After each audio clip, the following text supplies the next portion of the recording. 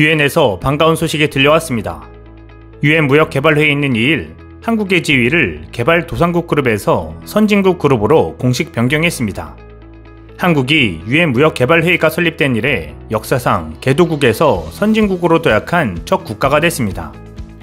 유엔 무역개발회의 있는 이날 스위스 제네바 본부에서 열린 제68차 무역개발이사의 마지막 날 회의에서 컨센서스로 이 같은 안건을 통과시켰습니다.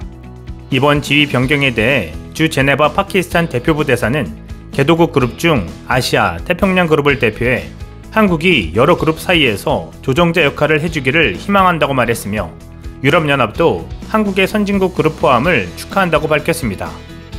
UNCTAD는 창설 결의에 따라 아시아, 아프리카 등 주로 개도국이 포함된 그룹 A와 선진국의 그룹 B, 중남미 국가가 포함된 그룹 C, 러시아 및 동구권의 그룹 D 등 4개 그룹으로 구성됩니다.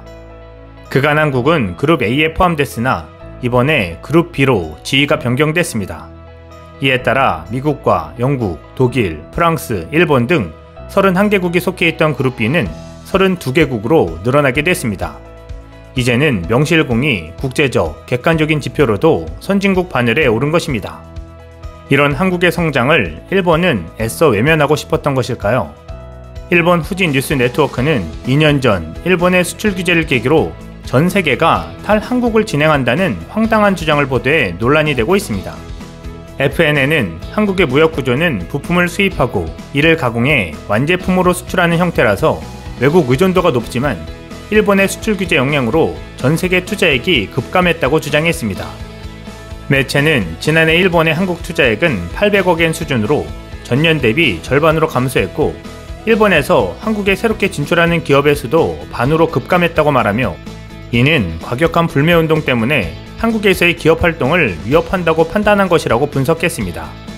이어 일본뿐 아니라 미국과 유럽연합도 한국 투자를 각각 20%, 30% 줄였다고 주장했습니다. 그렇지만 이러한 주장에 대한 기본적인 근거는 제시하지 못했습니다. FNN은 또 한국의 지난 1월부터 5월까지의 일본에서의 수입이 2조 4천억엔을 넘어 전년 동기 대비 20% 증가했으며 대일 적자도 1조 1,100억엔을 넘어섰다고 보도했습니다. 이를 두고 매체는 한국의 노재팬 불매운동이 식어 일본 의존 구도가 돌아오고 있다고 설명했습니다. 매체는 결국 불매운동은 부메랑이 돼 돌아왔다며 불매운동이 일시적인 열정일지 모르지만 반대로 자신의 목을 조르는 교훈으로 받아들여야 할 필요가 있다고 지적했습니다. 그러나 전 세계가 한국에 대한 투자를 줄이며 탈한국하고 있다는 주장은 명백한 왜곡입니다.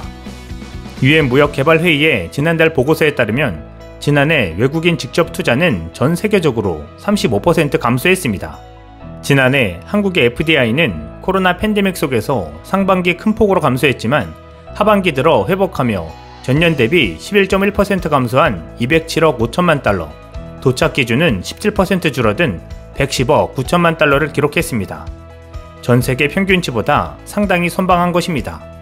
또한 올해에도 FDI가 지속 감소할 것이라는 전망에도 불구하고 한국은 빠른 회복세로 올 1분기 FDI 신고 기준으로 전년 동기 대비 44.7% 증가한 47억 4천만 달러, 도착 기준 42.9% 증가한 42억 7천만 달러를 기록했습니다. 이 실적은 2014년 1분기와 2018년 1분기에 이어 역대 세 번째 기록이며 도착 기준으로는 역대 최고 수준인 것입니다. 다시 말해 지난해 코로나 팬데믹으로 FDI가 10% 감소한 것을 두고 마치 전 세계가 한국에 대한 투자를 줄이고 있다는 식의 왜곡 보도를 낸 것입니다. FNN은 극우 성향 산케이 신문을 계열사로 둔 곳입니다. 또한 한국이 일본 의존 구도로 돌아오고 있다는 분석도 엉망입니다. 산업통상자원부에 따르면 지난해 불화수소 수입액은 938만 달러로 일본의 수출 규제 직전 해인 2018년 6,686만 달러보다 86% 감소했습니다. 거의 100%를 일본에 의존해왔던 불화수소를 국내 기업인 솔브레인과 SK 머티리얼즈가 고순도 불화수소 양산에 성공하며 국산화 기반을 다졌습니다. 이후에도 공급망 다변화로 대일 의존 비중이 점점 감소하고 있는 추세입니다. 포토레지스트 역시 2년 만에 대일 의존도가 50% 이하로 감소했습니다. 벨기에산 수입을 12배 늘리면서 다변화를 이뤄냈기 때문입니다. 이러한 흐름을 읽은 일본 소부장 기업들은 국내 투자를 늘렸고 한국을 붙잡겠다며 한국 내 공장을 짓기 시작했습니다. 일본의 포토 레지스트 생산기업인 도쿄오카 공업은 인천 송도에 있던 공장에 추가 투자해 2배로 생산 능력을 늘렸고, 불화수소 생산기업인 다이킨 공업은 내년 10월에 충남 당진에 공장을 만들기로 했습니다. 디스플레이 부품에 사용되던 폴리이미드는 개일 의존도를 사실상 제로로 만들었습니다. 한국의 코오롱 인더스트리와 SKC가 불화 폴리이미드 제조 기술과 생산 기반을 확보하면서 탈일본에 성공한 것입니다. 단, 대일 무역 적자가 올해 1월부터 5월 다시 확대된 것은 세계적인 반도체 부족으로 삼성전자 등이 증산 투자를 표명하고 일본의 제조장치 및 소재를 매입했기 때문입니다. 삼성이 대만 TSMC와의 경쟁 심화로 일본계 공급업체와의 관계 강화를 요구하고 있다는 것이 일본 언론의 전언입니다. 일본의 막무가내 왜곡 보도는 순간적인 자기 위안이 될 뿐 실제 흐름을 따라가지 못하는 것처럼 보입니다. 한편 23일 개막하는 도쿄올림픽에서 선수 및 관계자들의 의사표현 가능 범위가 넓어질 것으로 보입니다. 국제올림픽위원회는 3일 선수위원회 추천에 따라 집행위원회를 통해 올해 도쿄올림픽에서 선수들의 의사표현 기회를 확대하기로 했다고 발표했습니다. IOC는 올림픽 헌장 50조 2항을 통해 올림픽 대회 기간에 선수들은 공동 취재 구역에서 미디어를 상대로 자신의 관점을 표현할 기회를 가질 수 있다며 국제방송센터와 메인 미디어 센터에서도 마찬가지라고 설명했습니다. 또 경기장이나 MMC에서 진행되는 공식 기자회견, 팀 미팅, 소셜미디어 채널을 통해서도 자신의 입장을 밝힐 수 있다고 덧붙였습니다. 여기까지는 기존의 IOC 정책과 큰 변화가 없지만 경기장에서 경기 시작 전 선수 또는 팀 소개 시간에 몸동작을 통한 입장 표명이 가능하게 된 점이 달라진 부분입니다. 선수들이 표현할 수 있는 자신의 입장은 올림픽 정신의 기본 원칙에 바탕을 둬야 하며 직간접적으로 다른 사람이나 국가, 단체의 존엄성을 해치는 내용은 허락되지 않습니다. 다른 선수의 소개, 다른 나라 국가 연주나 소개 시간에 특정 몸동작을 하는 것은 허락되지 않으며 다른 선수나 국가의 경기 준비에 지장을 주는 행위도 금지됩니다. 어떤 깃발이나 배너 등을 펼쳐 보여서도 안됩니다.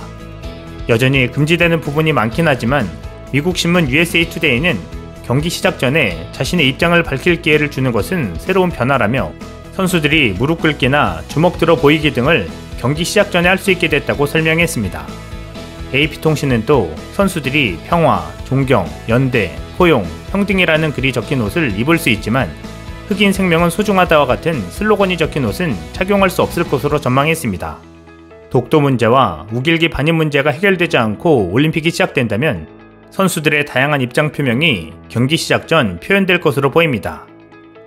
일본이 감당할 수 있을까요? 이상 시온TV였습니다.